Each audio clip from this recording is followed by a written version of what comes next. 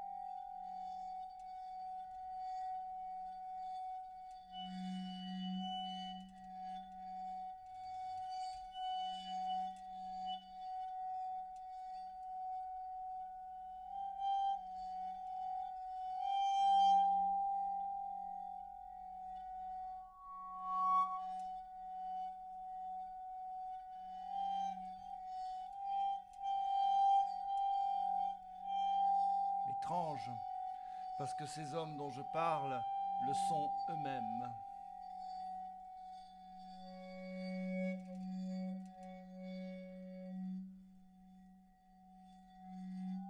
Ils le sont dans leur manière d'être, dans leur façon de quérir la vie, de courir après un destin fourbu.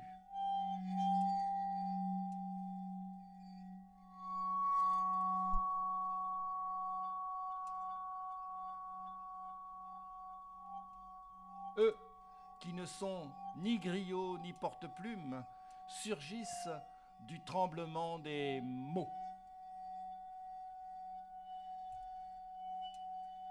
Naissent du verbe en mouvement. Sont enfants d'une parole qui s'enroule au vent. Alizés Indien-Océane et rêvent d'outre-rive sur leurs frêles épaules.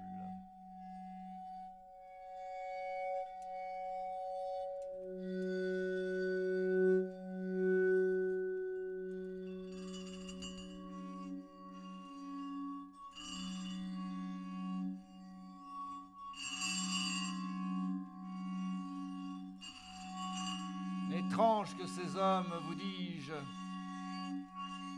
eux qui ne croient plus en la justice d'un monde ici-bas, et pour qui le ciel a fini de sourire depuis ce jour où le mythe de l'astre de nuit se figea en une fable de maître.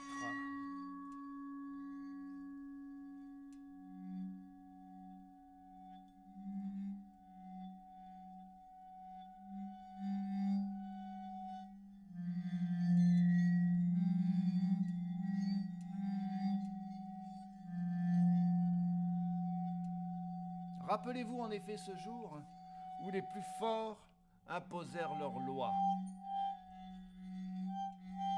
Ils étaient blancs, disait-on, mais personne, à vrai dire, n'a cherché à sonder leurs âmes errantes. Ne serait-ce que pour savoir si leur sang était aussi bleu que leurs yeux.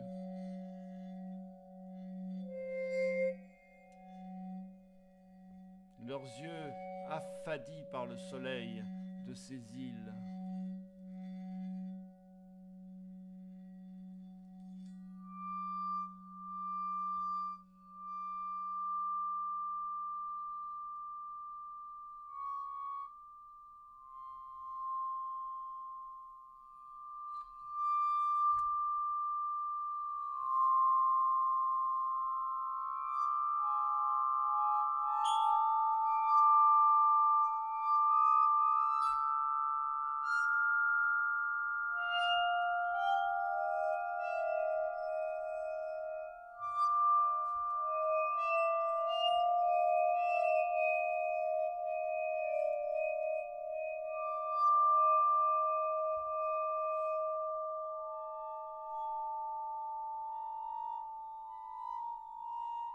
Je vous parle ici d'un temps d'il y a longtemps.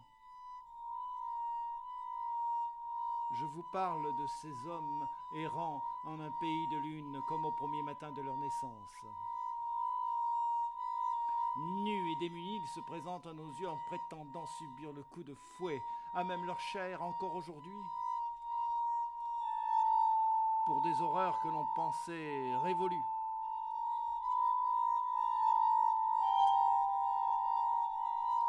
Pour avoir surtout voulu tendre la main à un étranger.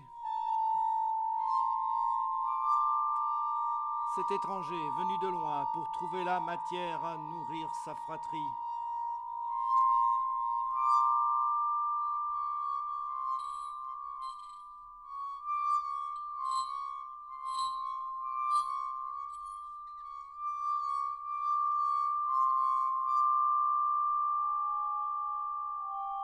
Sa fratrie qui jamais ne conjuguera son bonheur sans cet arrière-goût de nostalgie coloniale des fameux jours maudits de l'histoire.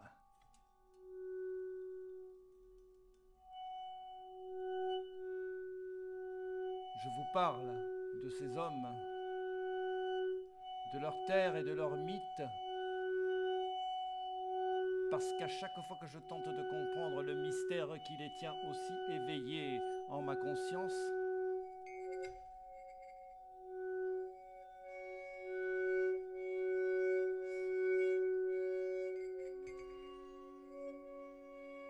ils m'abreuvent de mots,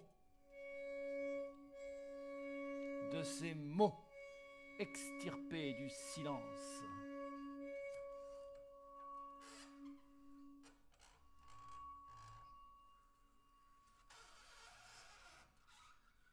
En prétendant que seul le verbe sait, car seul le verbe les a faits.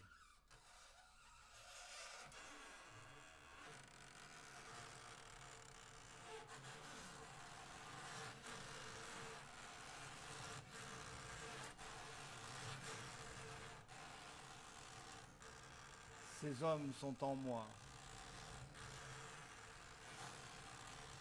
et je ne sais que dire pour les faire valser en ma mémoire.